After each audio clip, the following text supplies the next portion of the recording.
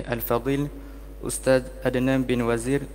Beliau merupakan guru Mahat Muhammadin Laki. Majlis dengan hormatnya, dengan segala hormatnya, mempersilakan Ustaz untuk menyampaikan kuliah. Falyatafaddal mashkura.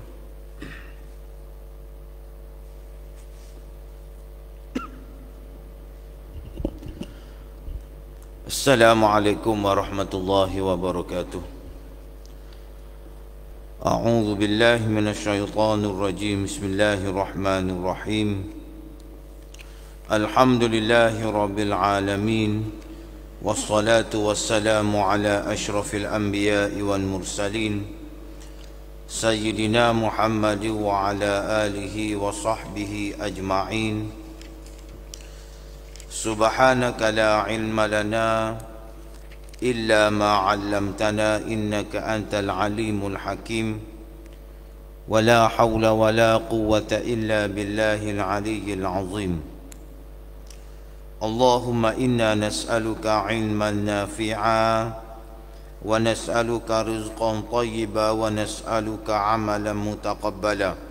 Allahumma inna na'udzu bika min ilmin la yanfa' wa qalbin la yakhsha' wa 'amalin la yurfa' wa du'a'in la yusma'.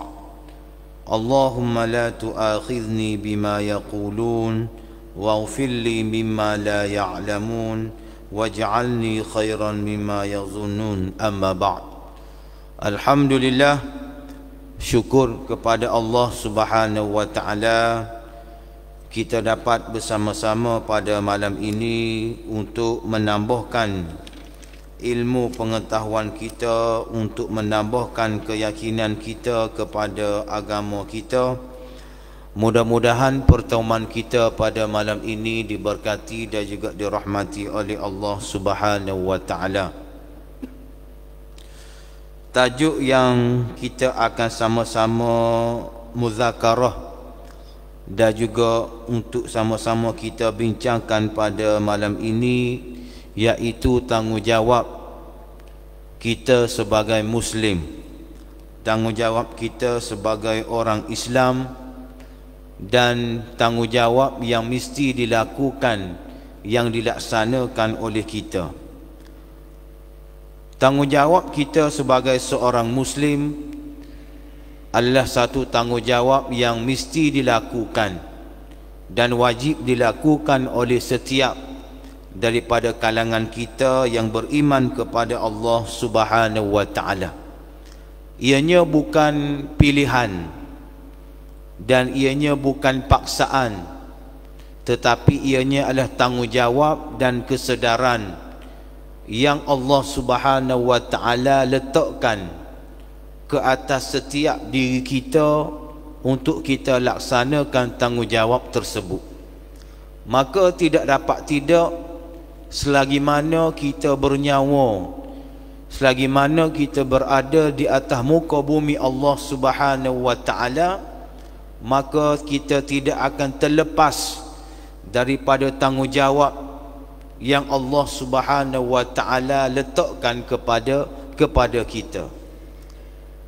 Dan kita kena tahu dan juga kita kena sedar, hidup kita atas dunia ini tidak lain tidak bukan adalah sebagai hamba kepada Allah Subhanahu wa ta'ala. Apabila kita sebut kita ni adalah hamba, maka hamba ini dia ada tuai dia. Maka tuai kita adalah Allah Subhanahu wa ta'ala. Apa saja yang diarahkan oleh Allah Subhanahu wa ta'ala, maka kita tidak boleh ada pilihan untuk menolak arahan-arahan yang Tuhan kita berikan kepada kita, iaitu Allah Subhanahu wa ta'ala.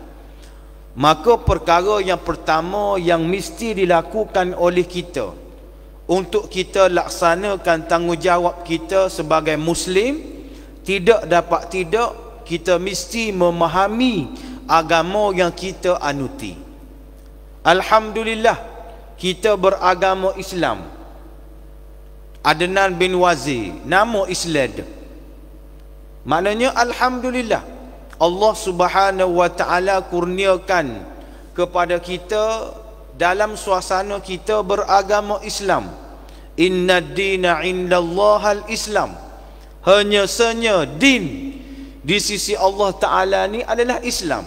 Ini kelebihan yang ada kepada kita. Cuma persoalannya, adakah kita benar-benar memahami apakah Islam itu sebagai agama kita? Adakah kita ni betul-betul faham Islam ni agama kita, Islam ni anutan kita, Islam ni benda hak kita kena buat? Adakah kita di sana kita faham ataupun tidak? Maka itu perkara yang pertama yang kita sebagai individu Muslim kita kena jelas, kita kena clear. Kenapa aku ni beragama Islam? Islam ni guna merima. Islam ni gapo?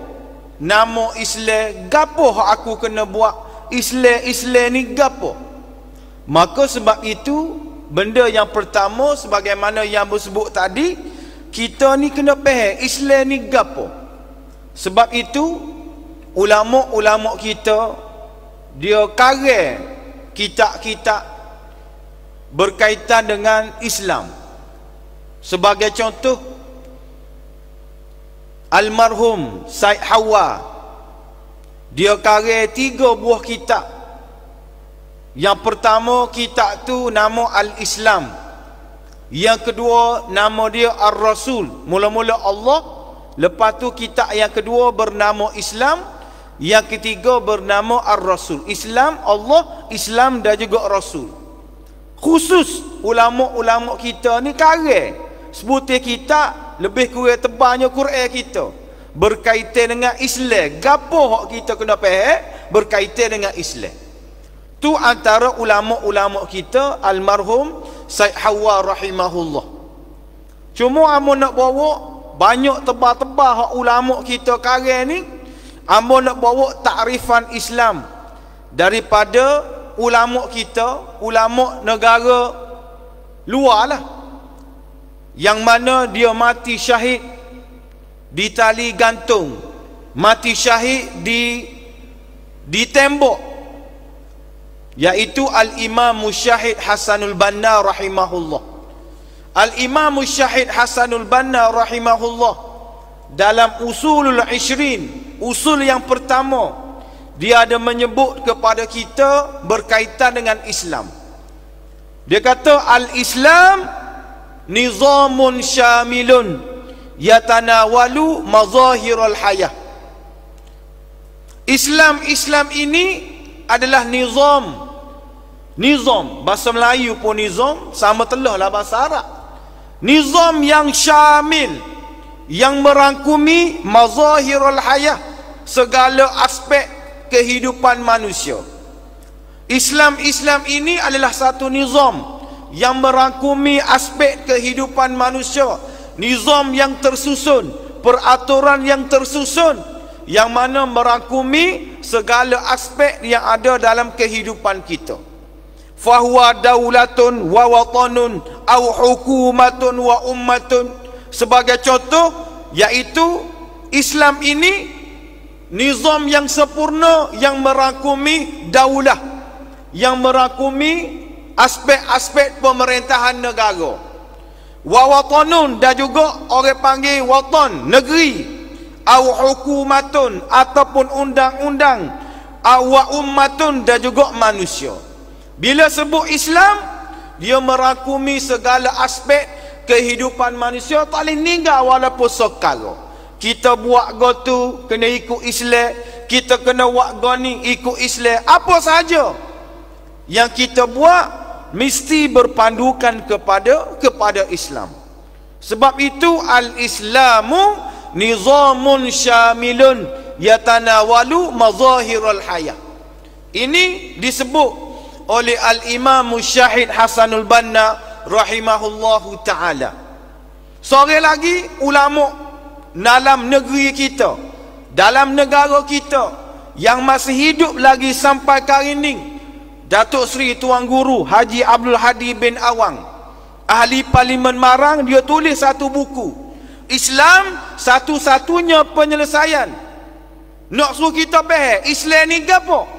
Maka beliau berkata, menulis, Islam merupakan petunjuk Allah yang merangkumi segala aspek fitrah kejadian manusia, sama ada bersifat naluri ataupun semula jadi, jasad dan juga roh, termasuk sesama individu, keluarga dan juga masyarakat. Pendek kata kak, tak ada benda hak kita buat ni mesti ada kaitan dengan Islam. Tak boleh nak, tak ada kompromi dah. Hak hamba buat ni tak ada kaitan dengan Islam, tak ada. Sebab setiap benda hak kita buat atas dunia ini mesti berkaitan rapat dengan Islam. Maka sebab itu kita sebagai individu Muslim, kita kena faham Islam yang kita anuti ini adalah bersifat universal, bersifat syumul, bersifat orang panggil merangkumi segala apa yang ada atas dunia ni. Maka bila kita faham Islam ni adalah segala-gala, maka kita mari rasa banyak benda hak aku kena buat, banyak benda hak aku kena royak, banyak benda hak aku kena betul. Sebab apa? Sebab Islam ni merangkumi segala-gala. Maka ulama-ulama kita ada membahagikan mazahirul hayah ini kepada 3. Nak mudah faham lagi, ada ulama-ulama kita ni dia bagi nizamun syamilun ini, Islam ni kepada 3 aspek kehidupan yang ada dalam hidup kita. Yang pertama dia panggil daripada aspek akidah. Islam daripada sudut akidah. Yang kedua, Islam daripada sudut ibadat. Yang ketiga, Islam daripada sudut harakah. Ada 3 perkara. Barulah kalau ada 3 perkara ni, maka Islam yang kita anuti itu adalah nizamun syamilun. Yang pertama dia kata Islam daripada sudut ibadat. Ibadat maknanya ibadat yang kita lakukan dalam kehidupan kita. Semaya, puasa, zakat, haji, apa saja ibadat-ibadat yang kita buat atas dunia ini mesti ada kaitan dengan Islam. Nak semaya kena cara Islam, nak puasa insya-Allah kita pakak-pakak doa biar Allah Ta'ala sempatkan kita berada dalam bulan Ramadan. Nak puasa pun kena ikut Islam, nak nikah pun kena ikut Islam, semaya jarak pun ikut Islam juga. Kadang-kadang ada orang hak kita hak peling, orang-orang kita hak pening ni, dia petika bapa semaya jarak, bapa semaya pakai mas, kerja dia petika mai masjid dia. Bila masjid buka tak mari-mari pun. Geger bapa 30% nya masjid, tapi tak mari-mari pun, tak penuh-penuh pun. Petika bapa 30%, bapa bukan 100%. Dia pun tak mari-mari. Kerja dia gapo duk petika bapa. Ni kelemahan orang kita. Sebab banyak benda yang dia tak nampak apa yang hak kita buat pada hari ni ada kaitan dengan Islam. Kita mesyuarat, kita bincang bapa jarak 1 meter, bapa kena pakai mask. Ini benda-benda yang disebut oleh Allah Ta'ala dalam Quran. Fas'alu ahla zikri in kuntum la ta'lam. Tanyalah kepada ahlu zikr, ai ahlul ilmi. Mu kena tanya kepada orang ahlu zikri, orang yang ada pengetahuan. Zikri situ bukannya orang duk zikir, tanya orang duk zikir, bukan.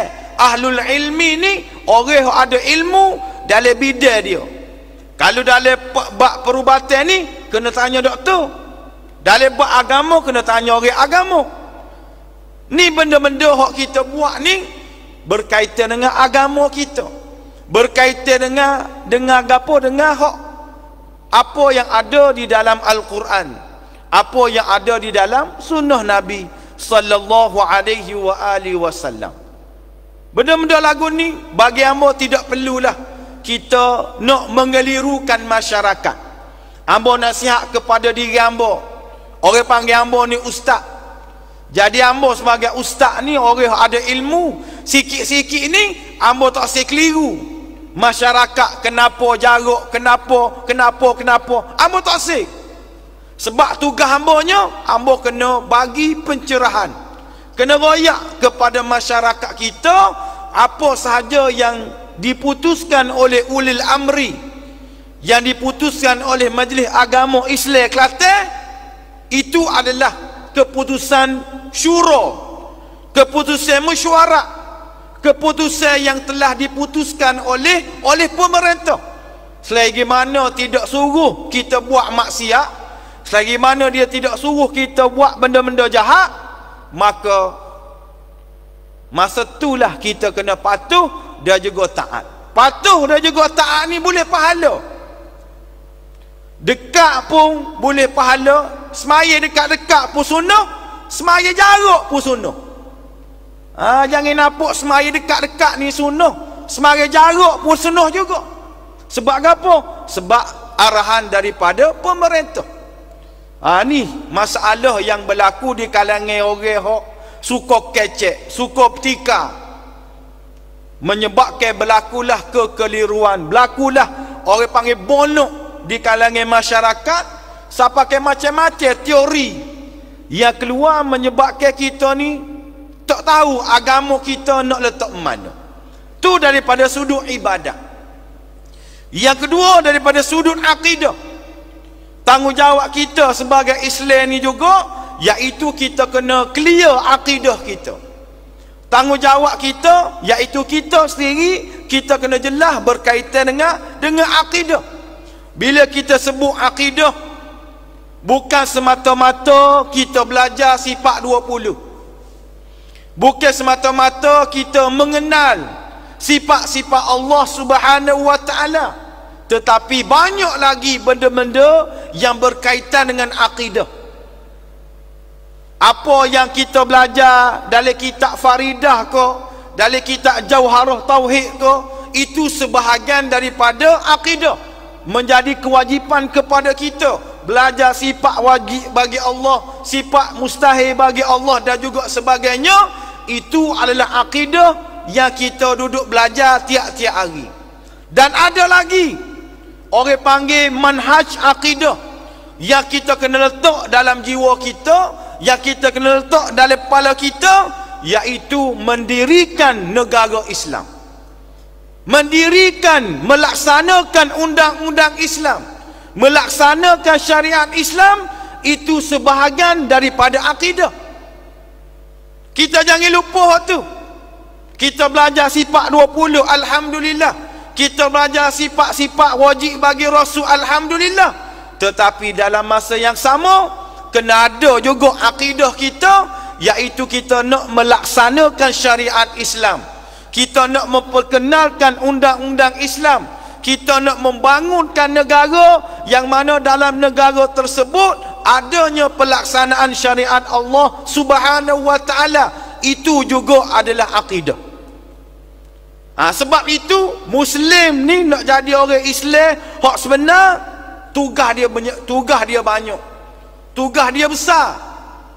Bukan semata-mata belajar kitab tu, belajar kitab ni tak cara apa nak berlaku dalam negara, apa nak berlaku dalam negeri, maksiat sana sini. Lo ni duduk geger, sugar daddy, sugar mami, ikut mula.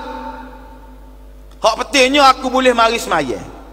Nak jadi sugar daddy kau, sugar mami kau, bergapo, aku tak cara apa nak berlaku dalam masyarakat orang keliling-keliling aku tak cara. Hak pentingnya aku boleh semari semaya, lepas tu boleh baca Quran, cukuplah. Gi mari daripada rumah masjid. Tapi keliling-keliling rumah, hak nak berlaku dalam masyarakat gapo tak ada. Wal iyazu billahi min zalik. Kalau ada lagu tu, akidah dia tidak clear lagi. Dia tak faham lagi akidah ni gapo. Sebab itu akidah ni perkara yang besar.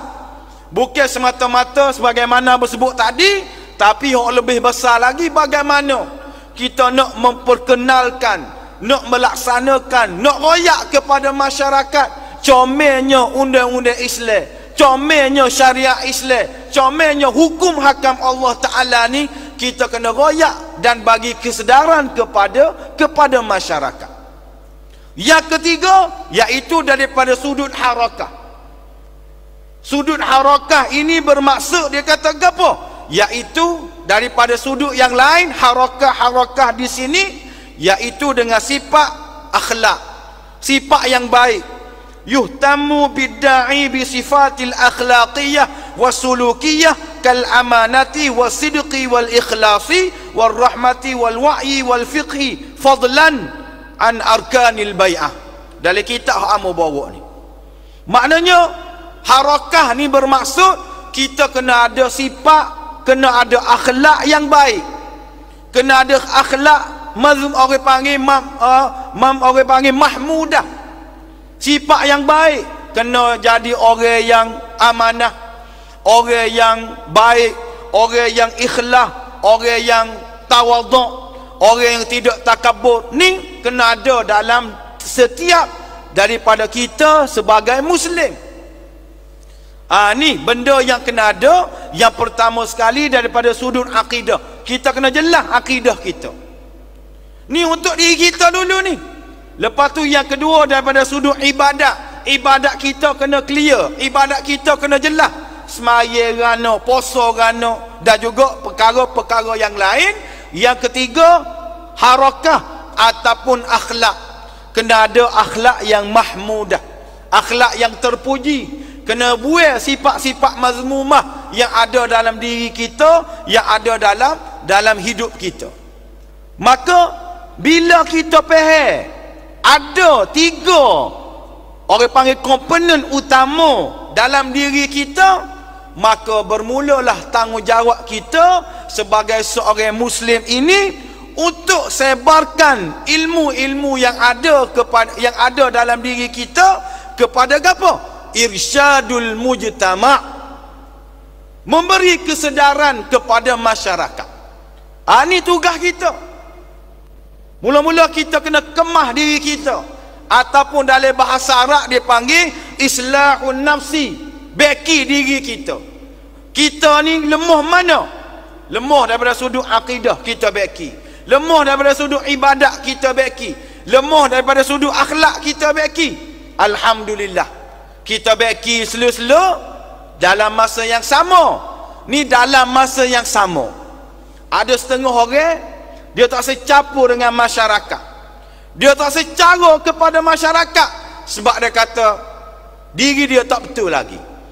Dia nak betul diri dia dulu, barulah dia nak royak kepada masyarakat. Mati dulu. Dalam masa yang sama dia beki diri dia, dia tambah kemampuan diri dia. Dalam masa yang sama, in the same time. Betul kau Datuk? Dalam masa yang sama dia irsyadul mujtama', dia beki, dia bagi pengetahuan kepada masyarakat dia. Dia royak kena hak betulnya lagu ni. Orang panggil kepincangan dalam masyarakat, lagu ni kena betul, hak ni tak boleh buat, hak tu tak boleh buat. Bagi kesedaran kepada masyarakat. Ini tanggungjawab kita sebagai Muslim.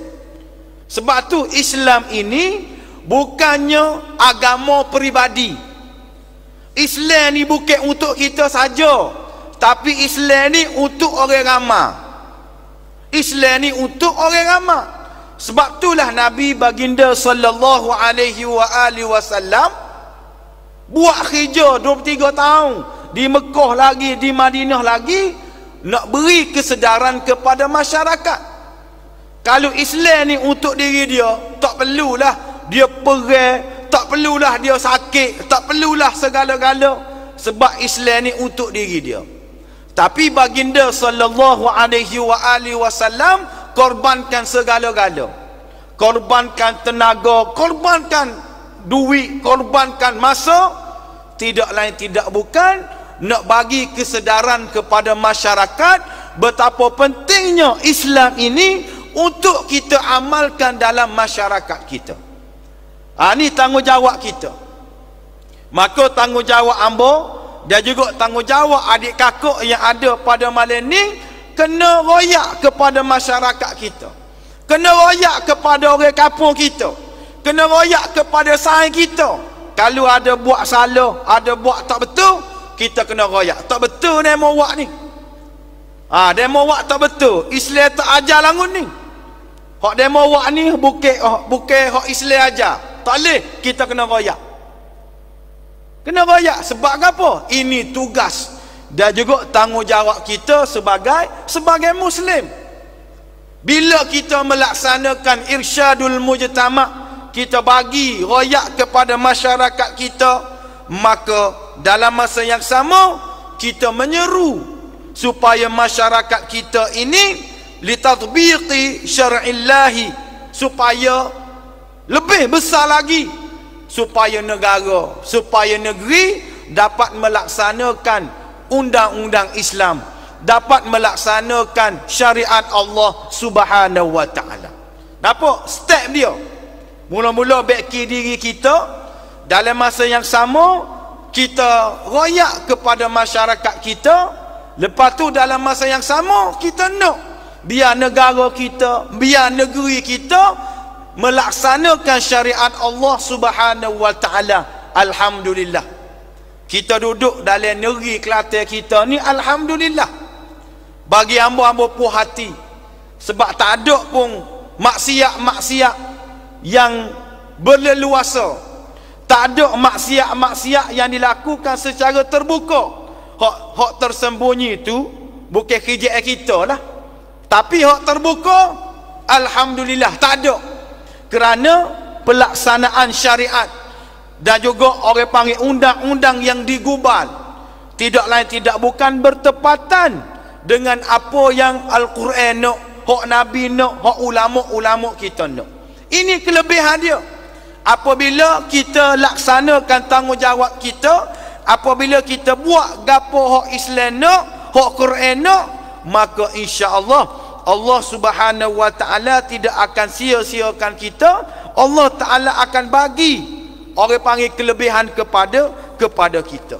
Sebab itu adik kakak yang dirahmati Allah Subhanahu wa taala, bila kita duduk sore, bila kita duduk neng sore, kita akan nampak bahawasanya tanggungjawab kita ni besar.